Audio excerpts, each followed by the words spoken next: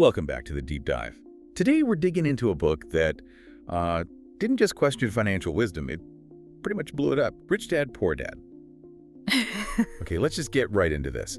For generations, especially after the war, the advice was so simple. It was a clear formula. Study hard, get good grades, find a safe job, with benefits.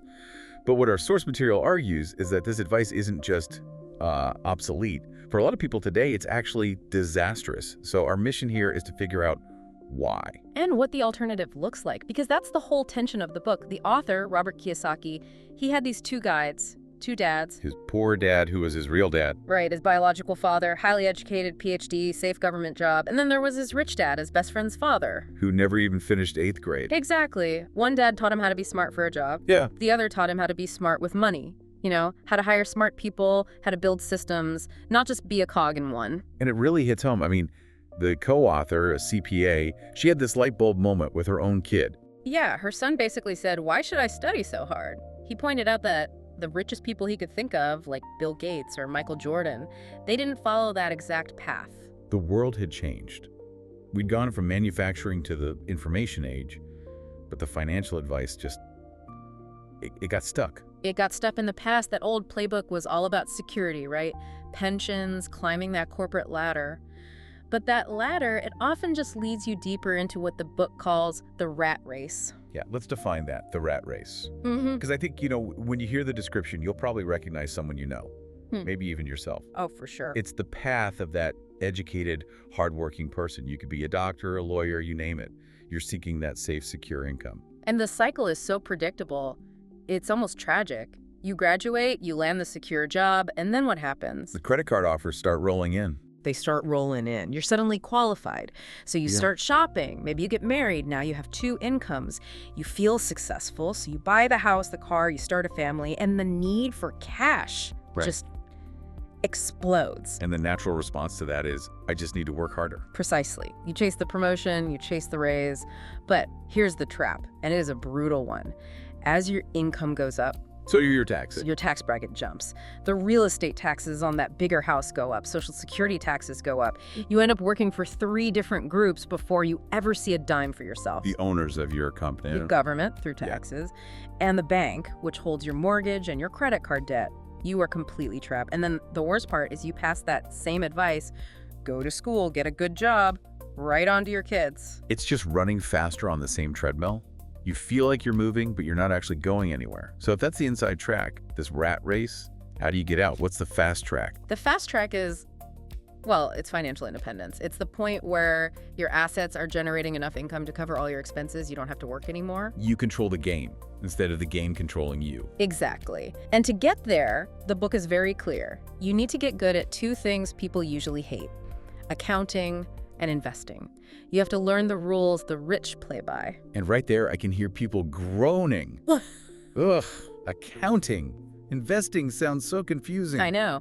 But the book says that reaction is exactly why most people stay stuck. You can't build, an Empire State Building on a 6-inch slab of concrete. Right. You need a real financial foundation. And that foundation starts with something incredibly simple. Rule number 1. Which is? You must know the difference between an asset and a liability. And then you have to buy assets, period. Okay, but those terms can get confusing with all the jargon. They can. So Rich Dad used the KISS principle. Keep it simple, stupid. An asset, very simply, is something that puts money in your pocket. And a liability. Takes money out of your pocket. That's it. It's all about the direction of the cash flow. That clarity is everything. Yeah. Because when you diagram it out, the cash flow for the middle class versus the wealthy, it's a completely different picture. It is. The middle class gets income from a job. That money immediately flows out to expenses, taxes, mortgage, credit cards. There's no real asset column being built. This is in and out. It's in and out. But the wealthy person structures their whole life around building the asset column. They buy stocks, real estate, businesses, things that generate income automatically. Right, through dividends or rent. Exactly. And that income from their assets pays for their expenses. So their asset column just keeps growing almost on its own. Okay, now here's where I think a lot of people get skeptical. The book makes a really controversial claim. It says the biggest liability the middle class buys is their house, the family home, the American dream. But the book calls it a liability, not an asset. Is that fair? I mean, if my house goes up in value, isn't that equity an asset? It's a fantastic question, and the distinction is crucial. It's not about equity, it's about cash flow. Every single month, that house takes money out of your pocket. Mortgage, property taxes, insurance, repairs. All of it. It's a cash drain, which is the definition of a liability. Plus, it ties up all your capital that you could have been using to buy actual income-producing assets. So Rich Dad's advice was what? Don't buy a house. No, it was. If you want a bigger house, first go buy an asset like a rental property that generates enough cash flow to pay for that bigger house. Then you can buy it. That reframes the entire goal. It's not just about earning money anymore. It's about lesson 3, mind your own business. Yes. People confuse their profession with their business. Being a banker is your profession, but your business is building your asset column. They are two separate things. And the example they use for this is, it's brilliant. Ray Kroc from McDonald's. Right. You'd think his business was selling hamburgers. But it wasn't. Not at all. He famously said, "I am not in the hamburger business. My business is real estate." His job was selling franchises, sure.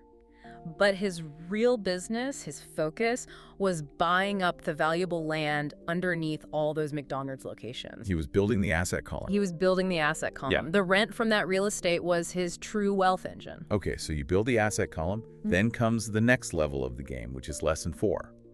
The power of the corporation. This is where the tax system comes in. And this is probably the biggest legal advantage the wealthy have.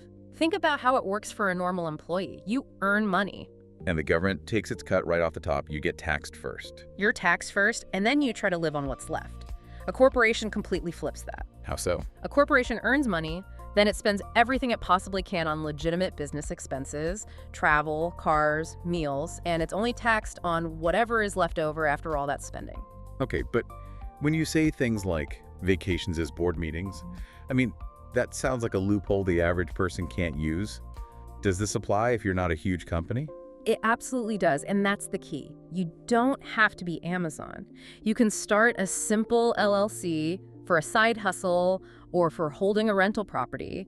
The moment you do that, you start to get access to those same advantages. You're playing by the business rules, not the employee rules. This all rolls up into what the book calls financial IQ. It's not one skill, it's 4 working together. Right, a synergy of skills. We've talked about accounting, that's financial literacy and investing, which is the strategies. But what about the other 2? Understanding markets and law. Understanding markets is huge. It's not just supply and demand. It's seeing the emotional side of a market through technical analysis, the charts and patterns. And the fundamental side. And the fundamental side. Knowing the real underlying value of an investment. Why is this company solid? Why is this neighborhood growing? It's the why behind the price. And the 4th pillar, law, is basically using that corporation structure to wrap around everything else. It gives you the tax advantages we talked about, and maybe even more important, lawsuit protection. The wealthy control everything, but often they legally own very little personally. It protects their assets. So if the math is simple, Yeah. and the rules are out there, why don't more smart people do this? That's where we hit the internal roadblocks. Exactly. The book lists 5, but the biggest one, the one that stops almost everyone, is just fear. The fear of losing money. It's universal, but the rich and the poor handle it completely differently. The middle class plays not to lose. They're terrified of risk. So they stick with safe stuff like CDs or savings accounts. Safe stuff that guarantees you'll never really get ahead. The rich, on the other hand, they're not afraid to lose. They understand that failure is part of the process. Rich Dad used the Alamo as an example, a defeat that became an inspiration. For winners, losing inspires them. And that fear works together with greed or desire to keep you in the rat race. It's the perfect trap. The fear of being broke makes you work hard. But the second you get paid, desire kicks in and you spend it on luxuries. That new car, that vacation. Which keeps you needing the job to pay for the liabilities. It's a life run by emotion, reacting instead of thinking. Rich Dad actually did this with the kids. He'd pay them 10 cents an hour, then tempt them with a raise, just to show them how fear and greed could control them. So the key is to stop reacting emotionally. To use your emotions to think, not think with your emotions. The book's big psychological trick is this. Never, ever say, "I can't afford it." Because that just shuts your brain down. It's an admission of defeat. Instead, you have to ask the question, how can I afford it? That question forces your brain to start looking for solutions, for opportunities. It flips you from being a victim to being a problem solver. It engages what he calls your financial genius. It does. And that's how you overcome the other roadblocks too, like laziness, which isn't about doing nothing. It's about staying busy with unimportant things to avoid the hard work. I'm too busy at my job to learn about investing. That's the one. You overcome that by letting a little healthy greed, the desire for a better life, motivate you to do the hard, focused work. Action always beats inaction. So if we boil it all down, the summary is almost brutally simple. It is. The rich buy assets.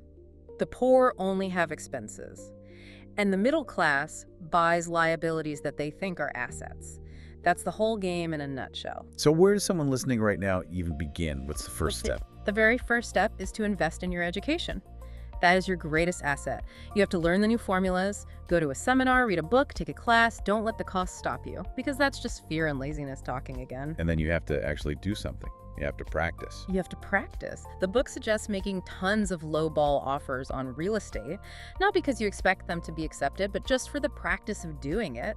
Include an escape clause, subject to my partner's approval. Your partner could be your cat, he says. It could be your cat. The point is to make action a habit, to get comfortable making moves. In the end, it all comes back to a core philosophy. It really does. Rich Dad's most powerful point is that money is just an idea. It's not real in the way we think. If you want more of it, you don't change your job first. You change your thinking. What's in your head determines what's in your hands. Exactly. I love the metaphor of the gold miner. There is gold everywhere. Most people are not trained to see it. So our challenge to you is to start training yourself this week. Start training your financial genius to see the gold.